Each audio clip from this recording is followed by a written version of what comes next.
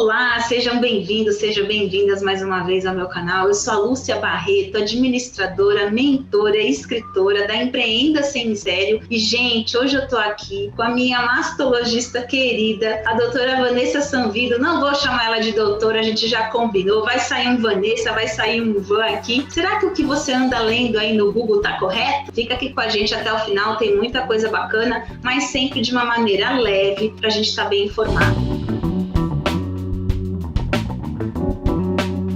Vanessa, se apresenta aqui pra gente, por favor. Então, é um prazer estar aqui conversando com você, Lúcia. Meu nome é Vanessa Sanvido. Como foi apresentado, sou mastologista de formação. Então, fiz toda a minha graduação na USP, no campus de Ribeirão Preto. E estou na Escola Paulista de Medicina da Unifesp. Fiz a residência de ginecologia depois de mastologia. Sou mestre e doutora em ciência pela Escola Paulista de Medicina e hoje eu curso meu pós-doutorado. Eu sempre acredito, que com as atividades acadêmicas, com essa formação cada vez mais da área, a gente vai buscando conhecimento para a gente tratar melhor nossos pacientes. Que legal, gente, eu já admirava a Vanessa. Depois desse currículo, meu Deus, será que eu estou em boas mãos? A gente já tem pacientes, mas nossa tempo dedicado à pesquisa, a estudo, é quase 50%. Então eu faço 50% de assistência, 50% de pesquisa. Então já te agradeço super, Vanessa. Ela está no consultório entre uma consulta e outra para a gente conseguir trazer o conteúdo aqui. Mas vamos lá. Trouxemos aqui algumas perguntas. Primeira, a radiação emitida pela mamografia é arriscada e pode causar câncer? Mito. É mentira, gente.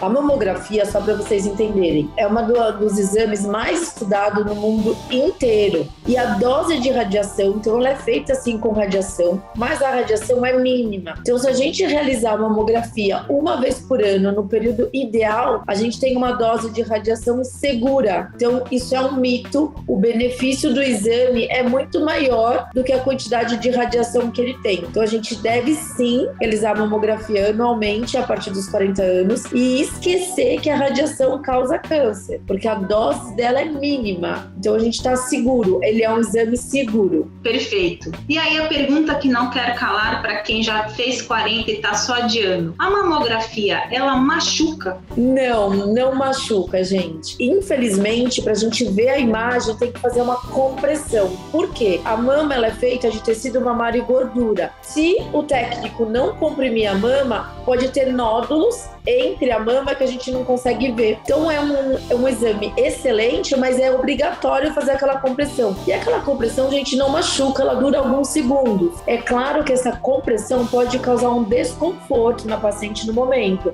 mas depois que realizou o exame, nos outros dias, você não vai ter nenhum machucado causado pela mamografia. Pelo contrário, ela vai estar ajudando a você a detectar qualquer lesão e isso pode salvar a sua vida. Ou seja, mito! Para de ficar com esse medinho que 10 minutos da sua vida podem fazer você continuar nela. Pensa nisso, tá? Aqui eu vou ser hashtag sincera, viu, menina? Posso ficar tranquila, pois eu não tenho casos de câncer de mama na minha família, mito ou verdade? Mito. Esse mito é super importante porque as pacientes realmente acreditam que estou tranquila porque eu não tenho histórico na família. Mas para vocês entenderem a dimensão e o perigo desse mito, 80% dos casos de câncer de mama não tem histórico na família, que é o que a gente chama de esporádico. A paciente é o primeiro caso da família. Então, 80% dos casos, o mais frequente é a gente não ter caso de câncer de mama na família. Então, isso é um mito. Independente do seu histórico familiar, tem que fazer seus exames anuais. Inclusive, gente, olha que interessante. A minha família, eu tenho um caso da minha tia, mas pela idade que ela desenvolveu, não tem nada a ver em nenhuma relação com o meu que eu tenho. Mas esse é assunto para um outro vídeo. Vamos lá. Quanto maior a mama, maior a dor na mamografia. Ai, Vanessa, mito ou verdade? Mito. Isso é muito frequente, infelizmente também. As pacientes acreditam que dependendo do tamanho da mama, a dor vai ser muito forte. Não, gente. A mama, independente do tamanho, eu posso ter uma mama muito pequena, média e muito grande. A técnica que a gente vai fazer é a mesma. Então, a dor vai ser a mesma. Lembrar que dor é subjetivo. Vocês vão conhecer gente que não sente nada com o exame e gente que tem muita dor. Quem tem muita dor, dá pra fazer algumas coisinhas pra melhorar essa dor na hora do exame. Mas isso independe do tamanho. Qual seria a dica pra não ter tanta dor? Não fazer a mamografia no período menstrual. Fazer ou no período naquela semana que antecede, porque a mamãe está muito sensível. Fazer fora desse período. E para quem tem muita dor, toma um analgésico antes do exame. Mas isso é independente do tamanho da mama. E aí vem a próxima pergunta. E eu que tenho silicone, eu não posso fazer a mamografia? Mito ou verdade? Mito. Mulheres com silicone devem realizar mamografia anualmente, igual as mulheres que não têm silicone. Para a paciente usar uma próxima mamária, já passou por um processo de testagem, ou seja, a gente pode fazer mamografia anualmente, que isso não vai causar rotura ou vai estragar a sua prótese. Então a gente vai fazer a mamografia da mesma forma que das pacientes que não têm a prótese mamária. Pelo contrário, quem tem prótese, além das 2 incidências, quem não tem, a gente faz 2 incidências de um lado e 2 do outro. Quem tem vai fazer 4 incidências, 4 de um lado e 4 do outro. O exame demora um pouco mais, mas a gente consegue fazer perfeitamente. Faço autoexame mensalmente, nem preciso fazer mamografia. E aí, Vanessa? Mito, 3 vezes mito. O autoexame, e eu sou uma das médicas que tenho a tendência a divulgar contra o autoexame, porque o autoexame ele é proscrito em muitos países. Ou seja, ele não é recomendado. Estados Unidos, vários países europeus. Por quê? Porque ele dá uma falsa sensação de segurança. Ele não detecta câncer precoce. Para a gente detectar um câncer pelo autoexame, o câncer já tem um tamanho considerado de médio para avançado, então ele não detecta precoce e não pode ter essa segurança. O que as mulheres têm que fazer é conhecer seu próprio corpo. Se esse corpo tiver alguma alteração, busca ajuda. Não estou sentindo nada, faça seu exame anual. Não preciso fazer autoexame todo mês, não. Eu não fazia, meninas, vocês acreditam? Né? Se vocês ainda não viram meu vídeo contando a minha história, foi o meu marido que encontrou o nódulo. Outra pergunta, todo nódulo de mama é maligno? Mito ou verdade? Mito, não. Os nódulos podem ser, quando a gente tem o termo nódulo em algum exame, é um resultado que você tem um nódulo na mama, ele pode ser benigno ou maligno. A maior parte dos nódulos, pelo contrário, são benignos e não malignos. Então, às vezes, é só com a característica do exame ou uma biópsia que a gente consegue definir um nódulo de outro. É importante falar que quando uma paciente é encaminhada para o mastologista, ela já chega pra gente achando que ela tem um câncer, porque ela acredita que todo nódulo é câncer. E, gente, não é. A maior parte dos nódulos são benignos. Então, a gente tem os 2 tipos de nódulo. E eu brinco que o Dr. Google sempre vai achar que o nódulo é câncer. Por quê? Pelo algoritmo da internet, a maior procura é por câncer. Então, qualquer nódulo no Google vai ser câncer, mas isso não é realidade. Olha só, gente. Eu, particularmente, não li nada na internet. Todos os exames que eu fiz, eu não abri nenhum. Até o da minha biópsia, eu fui até a doutora Silvia e pedi para ela abrir, para não ficar, porque nosso pensamento não sabe o que é pensamento e realidade. Então, para que não interferisse em nada e não continuar interferindo, eu prefiro não ler nada. O câncer de mama ocorre só em mulheres, Vanessa? Não, os homens também podem ter câncer de mama. A proporção de homem que tem câncer de mama é bem rara mesmo, é 1% dos cânceres pode ocorrer em homem, mas os homens têm que se preocupar também. Homem não precisa fazer exame de rastreamento, então se ele sentir algum nódulozinho, como o homem normalmente tem uma mama muito pequena, né, a maior parte não tem ou quando tem tecido adiposo, eles conseguem detectar os nódulos precocemente. Então qualquer busca, qualquer nódulo diferente, procure seu médico. O câncer de mama em homem costuma ocorrer na faixa de 60 aos 70 anos, então é uma faixa etária um pouquinho mais avançada do que nas mulheres também. Perfeito. Então, mito, meninos, fiquem atentos também. O uso de desodorantes aumenta o risco de câncer de mama, Vanessa? Mito, gente, não tem nenhuma relação de uso de desodorante antitranspirante com câncer. Câncer é uma alteração genética, o que você passar na pele não vai estar interferindo. Então isso é um mito. Olha só, eu já ouvi muitos casos dizendo que desodorante de spray tem muito alumínio, né? Então olha lá, mito, meninas. Trauma na mama pode causar câncer? É mito, Não. Vanessa? É um mito também. Trauma não causa câncer. Então, o que ocorre quando a gente tem um trauma, aquilo pode formar um hematoma, uma estratonecrose e até fica um nódulo endurecido por um período, mas aquele nódulo some. Às vezes a paciente teve um trauma, ela busca atendimento médico e detecta um câncer, porque ela não sabia nem que tinha e estava lá. Mas trauma não gera câncer. Pois é. Meninas, tá assistindo esse vídeo aqui? Tá pensando naquela sua amiga que ainda não foi fazer a mamografia? Encaminha agora para ela. Compartilha. A informação correta tem que... Do mesmo jeito que você pega aquela fake news e fica viralizando, então pega esse vídeo aqui e viraliza nos seus grupos, tá? Vamos lá. Próxima pergunta. Graças a Deus. Eu sou traumatizada. O de mama tem cura?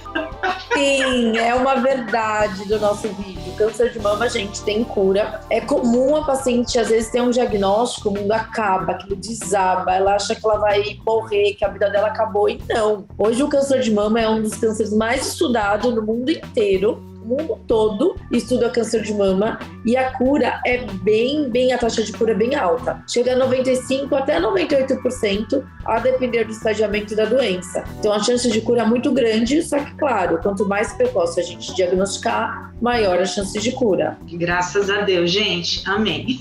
Porque eu pensei mesmo. Eu não me descabelei, não chorei nem nada. Aliás, eu fiquei meio passada, mas a sensação até a gente receber o imunohistoquímico, a gente fica pensando isso, mas graças a Deus está super avançado com relação a isso. Ótimo. A ultrassonografia da mama pode substituir a mamografia? Mito.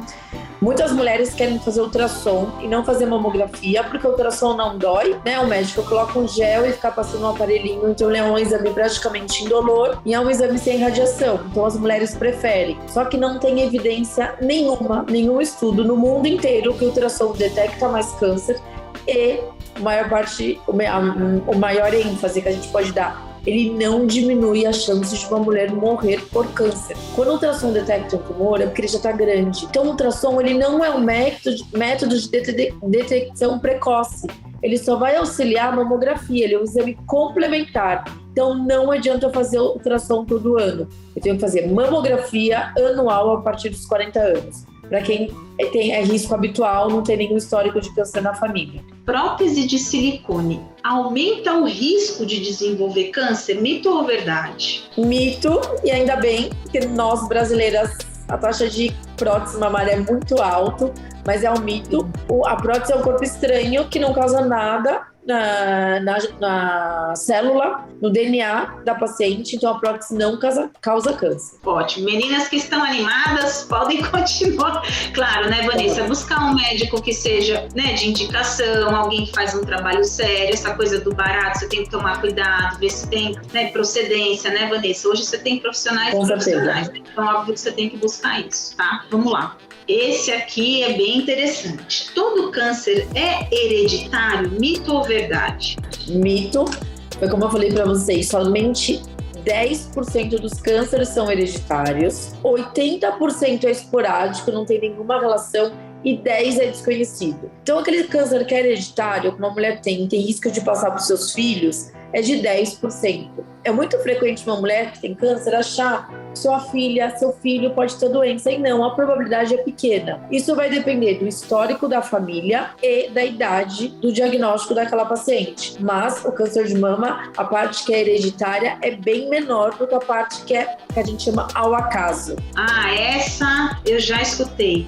O anticoncepcional aumenta o risco de câncer de mama. Mito ou verdade? Verdade, gente, o anticoncepcional aumenta sim o risco de câncer de mama, mas aqui fica um lembrete, não é para todo mundo sair correndo e suspender seu anticoncepcional, porque senão pode acabar engravidando, e a gente sabe que uma gravidez indesejada às vezes tumultua um pouco a vida das pessoas, mas focando no câncer, o anticoncepcional sim aumenta o risco. O que eu oriento a paciente? É pra gente pensar na faixa etária e por que a gente tá usando o anticoncepcional. O anticoncepcional, ele aumenta o risco de câncer de mama quando a gente tá no uso recente ou até 10 anos anos que a gente parou de usar. Depois disso, o risco é igual uma mulher que não usou. Então, aquela paciente que é adulto jovem, está na adolescência, não tem por que não usar anticoncepcional, ela pode usar. A hora que ela estiver chegando numa faixa etária que é mais comum ter a doença, aí sim vale conversar com seu ginecologista para ver se não vale a pena suspender para não aumentar o risco. E aquelas que usaram e parou, se essa pausa for maior que 10 anos,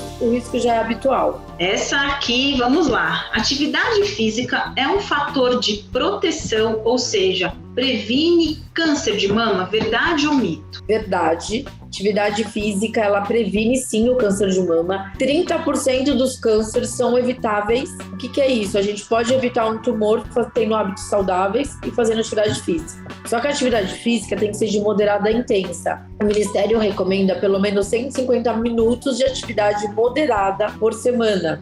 O que significa isso? Uma caminhada ou uma corrida de 30 minutos, 5 dias na semana. Pausa só de 2 dias. E não fazer atividade física 1 a 2 vezes na semana. A gente tem que ter essa regularidade.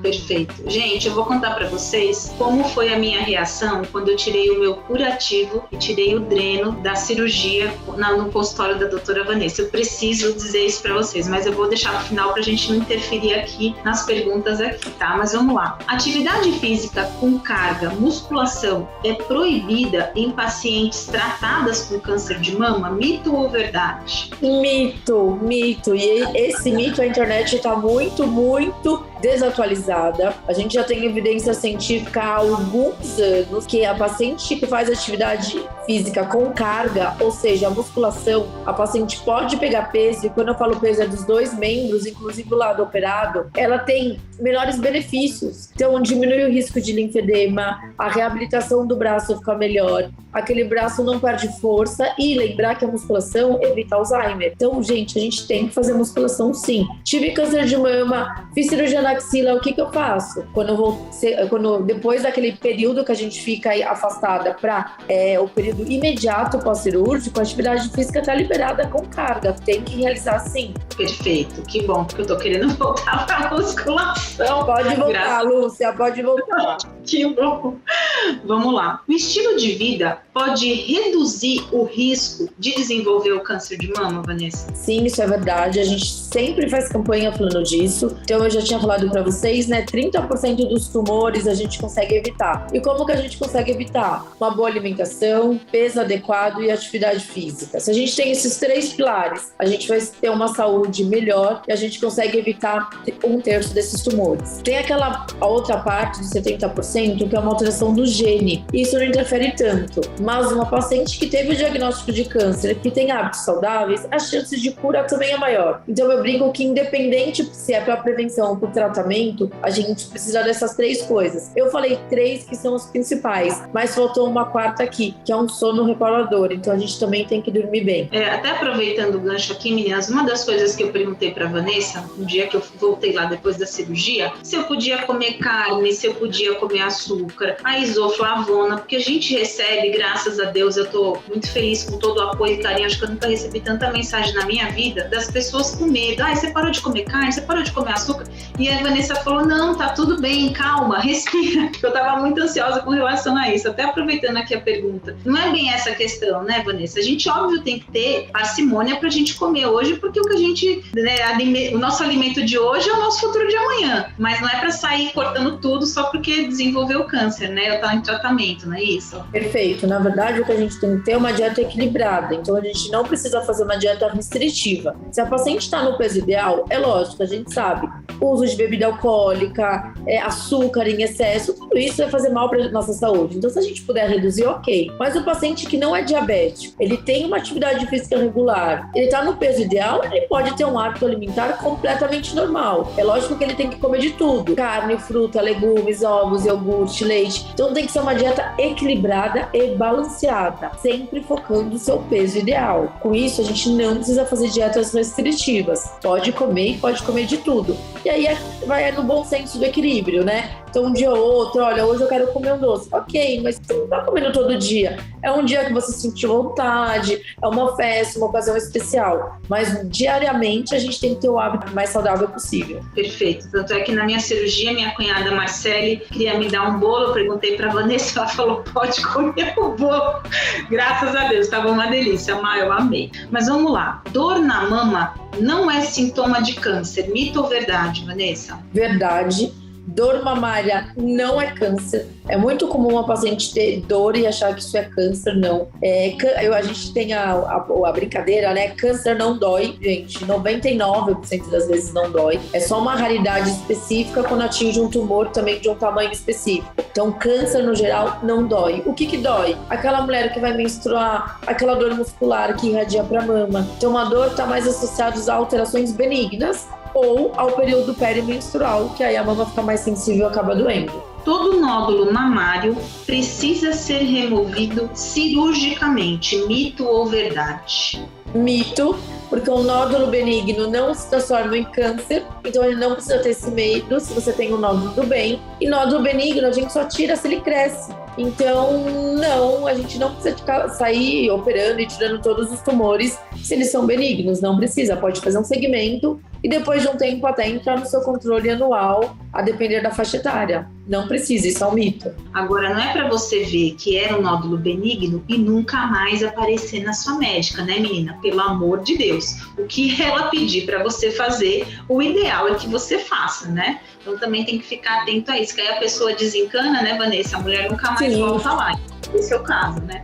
Tem que fazer aí. Pra ficar tranquila durante um ano, né? Anualmente tem que ir. Quem menstrua cedo ou entra na menopausa tarde tem maior risco de desenvolver câncer de mama? Verdade ou mito, Vanessa? Isso é verdade. Então, esse período, se você menstrua muito cedo ou parou de menstruar muito tarde, você tem um tempo ao longo da vida de ciclos menstruais maior. E quando a gente tem muito ciclo menstrual, a gente tem uma exposição maior ao estrogênio e à progesterona. E aí, consequentemente, há um risco maior de desenvolver doença. Então, essas mulheres realmente elas têm um fator de risco maior. Esse fator de risco é pequeno, mas existe, isso é uma verdade. Gestação e amamentação são fatores de proteção do câncer de mama?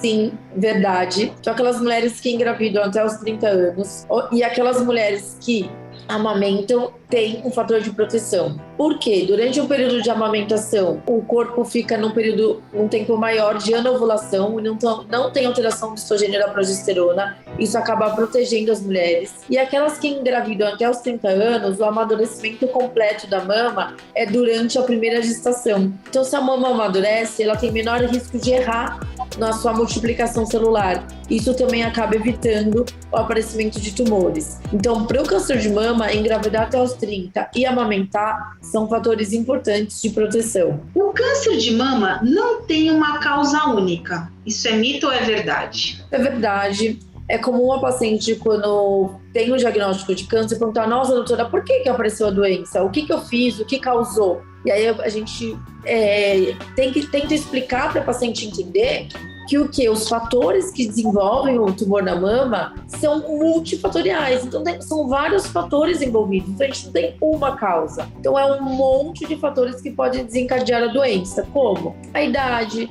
fatores endócrinos, a história reprodutiva, os hábitos comportamentais, os fatores genéticos e hereditários. Então, os hábitos saudáveis ou não. Então, não tem uma causa isolada, é um conjunto de fatores que acabam desenvolvendo a doença. Olha só, gente, eu não quis entender a fundo o porquê que isso aconteceu comigo. Eu simplesmente aceitei, fiz tudo o que elas me pediram na maior velocidade possível, porque desde o dia que eu fui na Silvia já era um nódulo suspeito, então corri com a minha biópsia. Daqui 10 dias. Eu falei: moça, eu não tenho 10 dias. Eu não tenho, o meu é suspeito, me faz um encaixe, por favor. Eu tive que fazer um encaixe com a Vanessa e com o Almilton, que foi também o oncologista que me acompanhou. Eu falei: eu não tenho esse período, você, por favor, me encaixa. Porque se a sua médica disse que é para investigar o quanto antes, é para a gente também negociar a nossa vida, gente. A gente tem que estar atento a isso. Então, essa é a dica que eu deixo aqui para vocês, tá? Vamos lá, essa é uma pergunta que provavelmente muita gente deve se fazer. Pessoas mais velhas apresentam risco menor de câncer de mama. Mito ou verdade? Mito. Gente, eu ouvi hoje isso de uma paciente de 80 anos, falou assim pra mim, doutora, eu tô vindo aqui, mas ela não queria ir no mastologista, já chegou com aquela que assim, não queria vir aqui, porque eu não tenho mais idade de ter câncer de mama, o que eu tô vindo fazer no mastologista? Aí eu briguei e falei, nossa, mas quem te falou isso? Ela, meu médico falou isso. Eu falei, não foi médico que te falou isso. Eu acho que eu li em algum lugar. Aí foi a brincadeira, eu falei, então você tem que escolher lugares certos pra ler, porque isso é um mito muito e é prejudicial à saúde das pacientes, porque o câncer de mama, ele aumenta o risco com a idade. Todas as mulheres tivessem uma expectativa de vida de 100 a 120 anos, a maior parte delas teriam câncer de mama. Então, o câncer de mama, ele tem uma incidência maior dos 50 aos 60 anos e o pico no Brasil é aos 53, mas é só o pico. Se a gente viver mais, o risco de ter a doença vai ser maior. Então, ele aumenta o risco com a idade, não diminui. Agora, deixa eu aproveitar aqui que não está nem no nosso hall de perguntas, Vanessa. E a mulher abaixo de 40 anos? Ela pode achar que ela nunca vai ter também, nunca vai desenvolver o câncer de mama? Isso é mito ou isso é verdade? Ou também há casos aí de pacientes com menos de 40 que podem desenvolver? Isso é um mito. Hoje a gente tem uma incidência no Brasil com câncer dos 30, não tem idade para ter câncer de mama, então começa essa incidência dos 25, mas se a gente pegar a estatística do Brasil, 30 a 35 é pequena, aí aos 37, 38 aumenta e aos 40 aumenta um pouquinho mais. Então a gente tem uma porcentagem de pacientes nessa faixa etária antes da mamografia que tem sim a doença. O que a gente fala para essas pacientes? Elas fazerem exames anuais com o ginecologista e, se detectar alguma coisa precoce, encaminhar para o masto ou pedir a mamografia mesmo fora da faixa etária. E se a mulher tem histórico de câncer de mama na família, não é 40 anos que vai começar a fazer os exames. E esse histórico são para algumas doenças. Então, se ela tem histórico de câncer de ovário, câncer de pâncreas, câncer de intestino, sarcoma, alguns tumores ósseos, elas começam a fazer exame 10 anos antes. Então, vale a pena a gente relatar todos esses antecedentes familiares, falar como que é nossa família, para a gente saber certinho quando começa a fazer o rastreamento. O que eu falo para meus pacientes é que nem todos os médicos vão estar capacitados para fazer essa avaliação. Então, eu sempre peço, se a paciente tiver condições entre os 30 ou 35 anos, ir no mastologista, a gente faz uma avaliação de risco para ver se dá para a paciente começar a fazer os exames aos 40 ou se ela vai começar com uma idade mais precoce. Ou seja, meninas, fiquem atentas, não é porque vocês são jovens que vocês não podem também buscar esse tipo de prevenção, tá? Próxima pergunta. Reposição hormonal na menopausa pode aumentar o risco do câncer de mama? Mito ou verdade, Vanessa? Verdade. Vocês não vão conhecer nenhum mastologista que gosta de reposição hormonal, porque o risco é comprovado do câncer de mama. Porém, esse risco ele é maior quando a mulher usa por mais do que 5 anos e pelo tempo de exposição. Então, se precisar usar, tem que usar por curtos períodos e quando estiver aumentando, estiver chegando aos 5 anos de uso, a gente acaba suspendendo. Se muita gente usava a reposição hormonal antes, de hábito, entrei na menopausa, tem que usar. Não, a medicação causa doença. Então só é pra gente usar se a gente estiver tendo algum motivo para usar a reposição hormonal. Reposição hormonal não são para todas as mulheres. É só para uma característica específica que realmente vai precisar. Vanessa, obesidade aumenta o risco de câncer de mama? É mito ou verdade? Sim, gente, é verdade. A obesidade aumenta sim o risco de câncer de mama, então a gente tem que realmente manter o peso ideal. O aumento do risco, ele acaba sendo maior se a paciente está com uma obesidade na menopausa, período que parou a menstruação. Então não adianta a paciente ter sido magra a vida inteira e depois entrar na menopausa e ganhar peso e ficar obesa, porque vai ser bem a faixa etária que ela tem risco de doença e ela vai estar aumentando o seu risco. Então a gente tem que tentar manter o peso ideal durante toda a nossa vida. Pois é. E eu costumo falar isso para as minhas clientes, né, Vanessa? Porque aqui na Empreenda a gente não olha só o negócio, né? A gente sempre faz uma roda da vida, entende os pilares. Se você já está sobrepeso, já é um sinal de alerta, porque principalmente dependendo da idade, acima dos 40, eu com 45, gente, para perder peso, Jesus amado, né? É muito mais difícil. Então, se você não deixa chegar realmente lá no IMC, no nível de obesidade, começou no sobrepeso, está um pouco acima do 25, já busca aí um médico, alguém especialista para poder te ajudar ajudar, até pra gente ter uma vida também com menos restrição, né, Vanessa? E aquela tensão de estar toda hora ali na balança para poder chegar num peso que seja ideal, tá? Meninas, esses foram os mitos e verdades que a Vanessa trouxe aqui pra gente. Se tiver algum que você tenha, alguma dúvida que você tenha, deixa aqui nos comentários. Eu nem combinei com a Vanessa, mas ela é uma querida, eu tenho certeza que se eu mandar o WhatsApp ela vai me responder e eu vou conseguir deixar aqui a resposta para você. Vanessa, muito obrigada. O que eu ia contar para vocês, né? No dia de tirar o meu aplicativo, eu estava super tensa, eu acabei indo sozinha, depois eu achei que foi até bom. E aí eu olhei e eu não conseguia ver, e eu querendo ver como é que tinha ficado. O meu foi só um quadrante, mas eu tive que tirar o meu mamilo, não teve jeito. Eu tava muito nervosa com relação a isso. E aí ela tirou uma foto. E aí, gente, ela tinha me dito que eu poderia fazer uma plástica ou uma tatuagem. Até ficou emocionada de lembrar. E aí ela me mostrou, ela foi muito cuidadosa, e ela pegou 2 casos do Instagram de uma parceira dela que eram muito parecidos com o meu. E ficou muito perfeito, e eu comecei a chorar. Eu falei, ai meu Deus, isso ficou perfeito. Mas você sabe, Vanessa, que hoje eu tô pensando em nem fazer, porque ficou tão perfeito, assim, né? Eles tomaram cuidado, gente, de ter uma patologista, acho que isso deve ser protocolo, mas como ela sabia da questão da minha vaidade, ela tomou cuidado de ir tirando até realmente deixar o que realmente tinha ali uma margem de segurança, né? Mas ela foi muito, muito acolhedora, foi bem importante para mim ali. Imagina que ela tinha um monte de paciente para atender, mas ela foi super paciente ali comigo, isso fez toda a diferença, né? Inclusive, eu convidá-la para estar aqui. Vanessa, obrigada. Você lindo depoimento, viu? Lindo mesmo.